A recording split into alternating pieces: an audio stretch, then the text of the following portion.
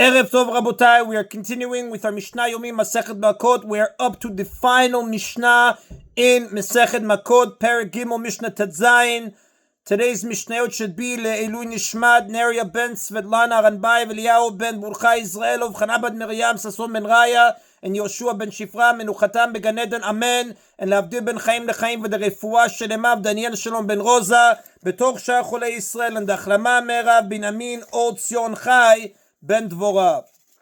The Masechet concludes with another teaching about heavenly reward. It is one of the most famous Mishnayot in the entire Torah, the Mishnah that we say before we recite Kaddish Al Yisrael, the mourner's Kaddish. Rabbi Hanania ben Akash Rabbi Hanania ben Akashia says, Ratzah Kadosh Baruch Hu lezakot Yisrael, the Holy One, blessed is He, wanted to give the Jewish people the chance to earn much merit. Therefore, He gave them much Torah to study and many mitzvot to fulfill. He even gave them mitzvot that come naturally to people, such as the mitzvot not to eat blood or insects, making it easy to earn reward. Even though most people would avoid these things anyway, God commanded us not to do them so we can avoid them for the sake of fulfilling God's command and receive reward. Shneimar, as it is stated in the book of Isaiah, chapter 42, verse 21, Adonai chafetz leman tzidko yagdil Torah v'yadir. God wanted to increase Israel's righteousness, therefore He increased the Torah and strengthened it with many mitzvot. And that is the Rabotai of Mishnah Masechet Makkot. Hadran alach, v'adrach halan Mishnah Masechet Makkot, Chazak u'Baruch and Mazal Tov. We continue with Masechet Shevuot.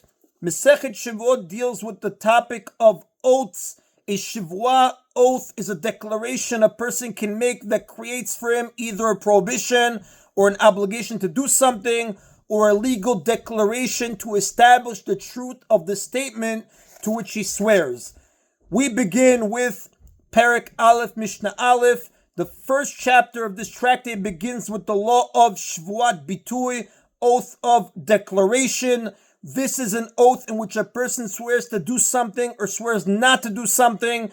By making such an oath, the person becomes legally obligated to keep his word. If he violates his oath unintentionally, the Torah states in the book of Vayikra, chapter 5, verses 4 through 13, that he must atone for his sin by bringing a special kind of chatat, sin offering, known as a korban olev yored, a variable offering. It is called this because the substance of the offering varies according to what the person can afford, with the poor person bringing a less expensive type of offering than a rich person. The law of the oath of declaration also applies to an oath made about some past event, either that it happened or that it did not happen. A person who unintentionally swears such an oath falsely is also subject to a variable chatat offering.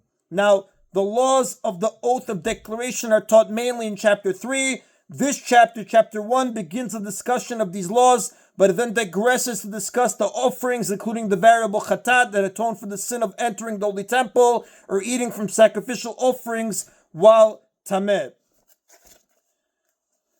The Mishnah begins, Shevuot Shtaim Shen Arba. There are two types of oaths of declaration that are in reality four, meaning there are two types of oath of declaration that are mentioned explicitly in the Torah, and there are two more that are not mentioned explicitly, but which can be learned from the verses said about the first two. The two that are mentioned explicitly are about the future. Number one, I swear not to do something, and number two, I swear to do something. The Torah states in the book of Vayikra, chapter 5, verse 4, or if a person swears by declaring with his lips to do harm or to do good.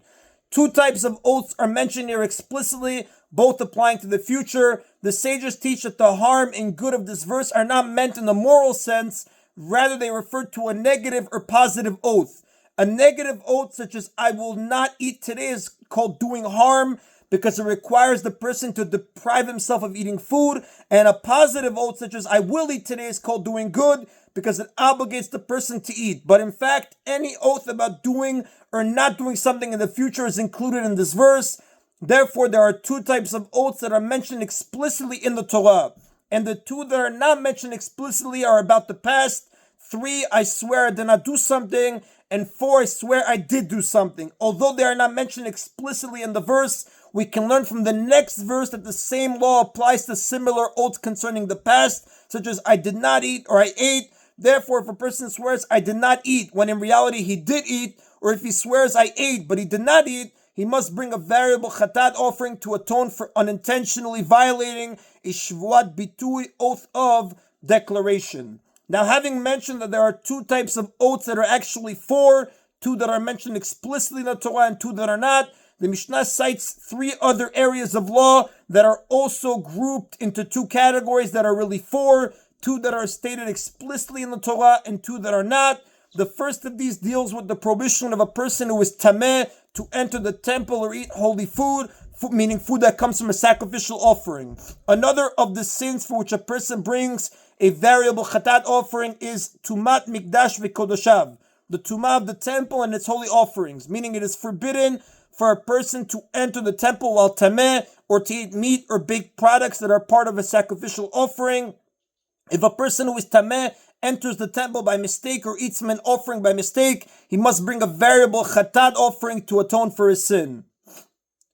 A tameh person who does these things unintentionally is obligated to bring a variable chatat offering to atone for his sin. This obligation is called by the Mishnah an awareness of tumah. It is called this because a person is not obligated to bring an offering to atone for the sin unless he was once aware that he was tameh and then forgot and entered the temple or ate food from an offering and then became aware again that he had been tameh. Yediot Tumah Shtaim Shen Arba. There are two types of awareness of Tumah that are in reality four, meaning there are two ways mentioned explicitly in the Torah in which a Tameh person becomes obligated to bring an offering for violating these laws of holiness, and there are two more ways that are not mentioned explicitly in the Torah, but which are learned from the two that are. The two that are mentioned explicitly are the person forgot that he was Tameh, and one, he ate from an offering, or two, he entered the temple. The two that are not mentioned explicitly are the person remembered that he was tameh, but three, he forgot that the food he was eating was from an offering, or four, he forgot that the area he was entering was the temple. And this is the Rav's commentary citing the Mishnah in chapter 2, Mishnah 1, and the scriptural source for this is the book of Vayikra, chapter 5, verses 2 and 3, which speaks of forgetting the Tumah.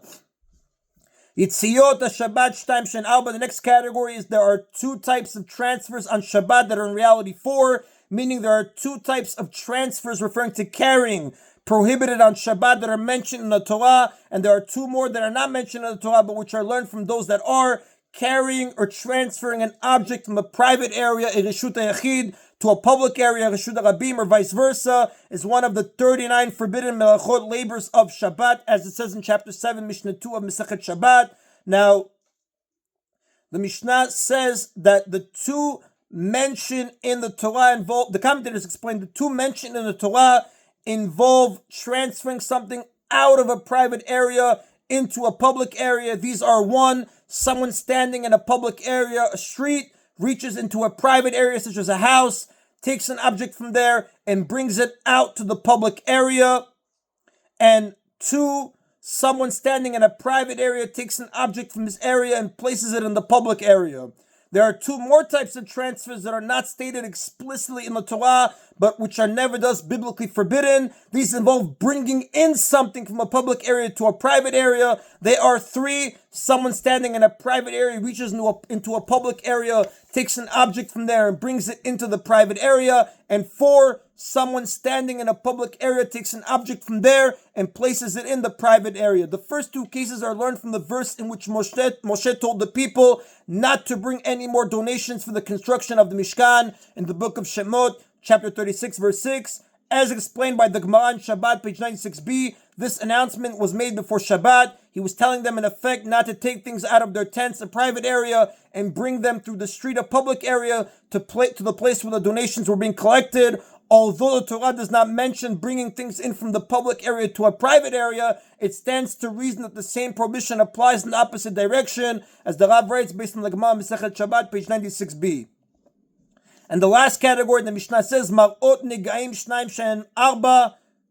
There are two appearances of tzarat that are in reality four. Now, tzarat is a discoloration of the skin that is treated by the Torah as a source of tumah if it is of certain shades of white and meet certain other conditions. It's discussed in the book of Vayikra, chapter 13. And again, the Mishnah says there are two appearances of tzarat that are in reality four, meaning there are two shades of white that are considered tzarat that are mentioned in the Torah, and two more that are learned from those verses indirectly. The two that are mentioned explicitly are 1, white as clean wool, and 2, white as snow. The two that are not stated explicitly are 3, white as an eggshell, and 4, white as plaster. The Torah in the book of Vayikra, chapter 13, verse 2 mentions 2 shades of white that are considered tzarat, se'et and baheret. Se'et is white like the wool of a newborn lamb after it has been washed, as the Rav writes in his commentary to Negaim, chapter 1, Mishnah 1, while baheret is white like snow. 2 more shades of white are not stated explicitly, but are derived from the verses mentioned of secondary shades, sapachat. These are eggshell white and white like plaster. The white of the eggshell refers to the white inner membrane of the shell, not to the shell itself. And that is the Rabotai of today's Mishna Yomi. Baruch Adonai Le'olam. Amen v'amen.